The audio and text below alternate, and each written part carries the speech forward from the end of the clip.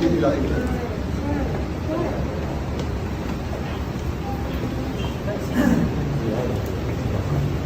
So, President, kung masusunod dito ngayon, reklamo niyo lang. Hindi, gusto niya kausapin para lang na-klaro. Sino? Wala mas mataas sa akin. Ako na ang commander dito. Sir na ako, sir. Diretso rin niya po sa aeroplano. Yes.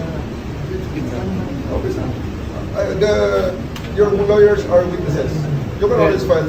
You have to kill me. It's not our intention. You have to kill me to bring me to Hague. It's not our intention, sir. It's